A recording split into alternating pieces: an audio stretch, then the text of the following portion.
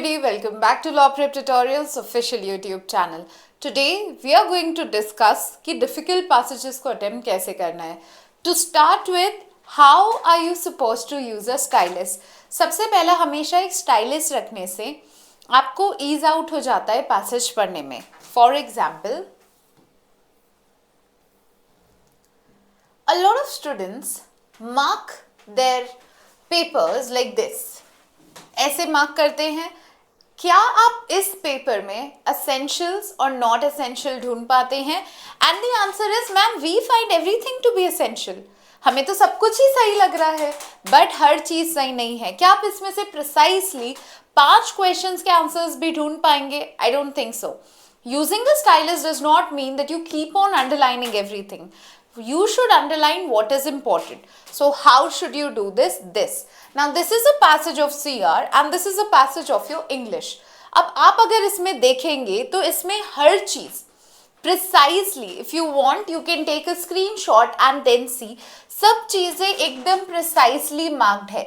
इसमें से जो आंसर्स आ सकते हैं या जो क्वेश्चंस पूछेंगे उसके लॉजिक्स यहाँ पे मिल जाएंगे. But if you look at a question paper like this, there is nothing that I can see and understand from this, right? So first, never do this and always do this. अब इसी के बाद में अगर lot of kids have problems in dealing with passages that are related to philosophy and ethics. So in this video we're going to cover everything and anything that you have problems in reading your passages. तो अगर ऐसा कुछ आता है जैसे abstract concepts होते हैं इसमें, या फिर हैवी वोकैबुलरी होती है, लॉजिकल फ्लो बहुत ज़्यादा अनक्लियर होता है, हमेशा ध्यान रखिए कि अगर आपको कोई भी पैसेज में दिक्कत आती है, आप लोगों को आदत है कहानी की, पहले ऐसे हुआ, फिर ऐसे हुआ, ऐसे गया. So you want to, your brain want to make loopholes, you want to think कि ऐसे प्रोसेस चलता है and then you move forward with that, right? So, अब क्या करना है? Break the paragraph, identify the central idea. Now, central idea is very essential. Ignore jargon at first and focus on examples or analogies. Examples और analogies आपको बताते हैं कि वो किस बारे में बात कर रहा है. उससे आपकी एक अंडरस्टैंडिंग डीपर डेवलप होती है, right? Apart from this, short philosophical articles, जैसे बहुत सारे एडिटोरियल्स भी आते हैं.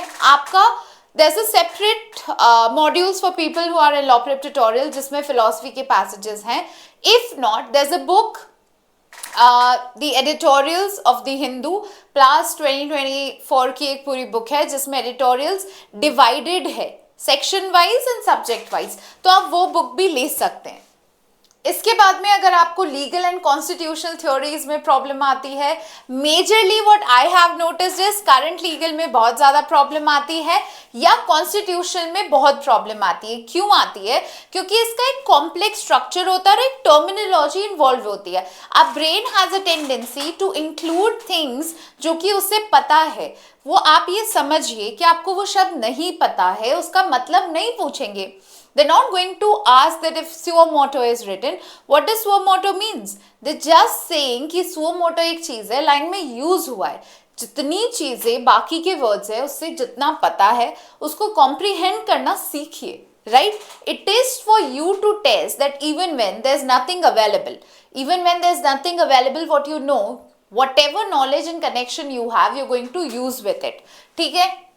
इसके बाद में कॉमन लीगल प्रिंसिपल्स को सीखिए, जैसे rule of law, due process. ये कहाँ गिवन है? ये आपके बेसिक्स की न्यूली एडिटेड बुक में पूरा के पूरा अच्छे से मेंशन्ड है. So plus get used to the language involved in legal, read a lot of articles in relation to this, जिसमें कि आपको कॉन्सेप्ट समझ आएगा कि अच्छा ऐसे चलता है तो इसके ये फंडाज है. Like there are a lot of complicated processes involved, but then once you read for this, you'll be settled for life. इसके बाद में sentences को break करिए, simplify करिए अपने खुद के शब्दों में. What is being explained पे समझिए rather than how. Like we have a practice of asking ऐसे कैसे होगा, ये कैसे possible है, ये तो गंदा हो गया, नहीं ये तो गलत हो रहा है. No, just focus कि वो क्या समझा रहा है आपको. आप उससे ज़्यादा दायरे से बाहर नहीं जाइएगा, right? Then we focus on international relations and world affairs, unfamiliar political references, dense historical political context. अब इंडिया की हिस्ट्री सबको पता है, इंडिया की पॉलिटिकल नॉलेज ऑलमोस्ट सबको होगी, बट बाहर की आ जाती है तो दिक्कत हो जाता है. Different kind of laws are followed, different kind of philosophies are followed, different kind of governmental systems are followed. आपको ये प्रॉब्लम हो सकती है कि वो किस रीजन में है, क्या बोल रहा है, कैसे करना है.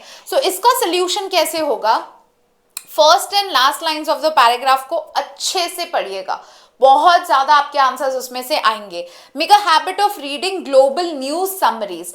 न्यूज समरीज को पढ़ने की आदत रखिए. किसकी? Global. We all know that national and international is a bigger concept in clad itself. बहुत बारी वो इंटरनेशनली भी क्वेश्चंस पूछते हैं. Next is economics and business. Economics and business में for people who do not have the accounts or economics kind of problems cannot solve it. So data heavy and analytical in tone hota hai.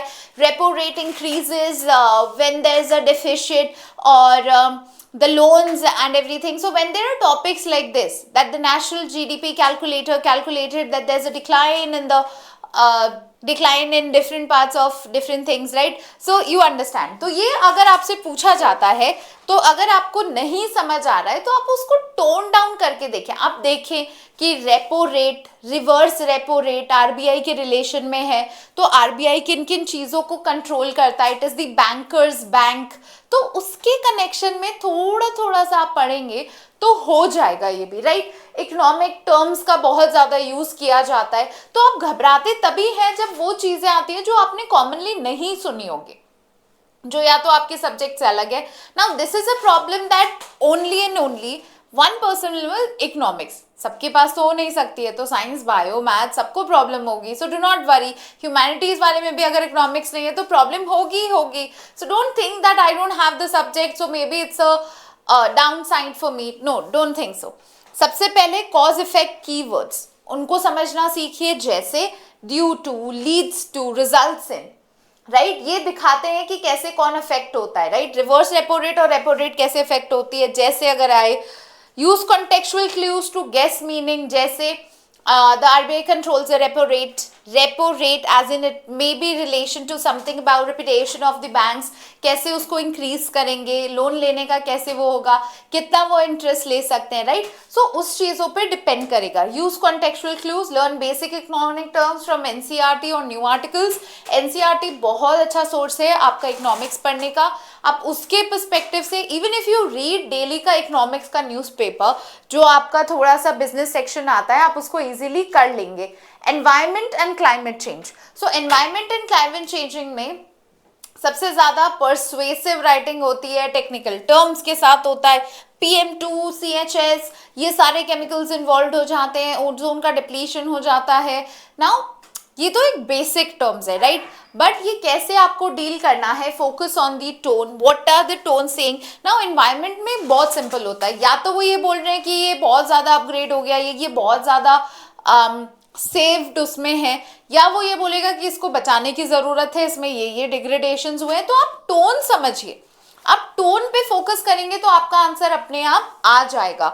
Make argument, supported word, because, hence, for example, right. So this is something that is going to help you. Then is technology and AI. So recently a lot of mocks we have been including technology and AI because it is the future. Everybody has been talking about it, so they can include in their main paper.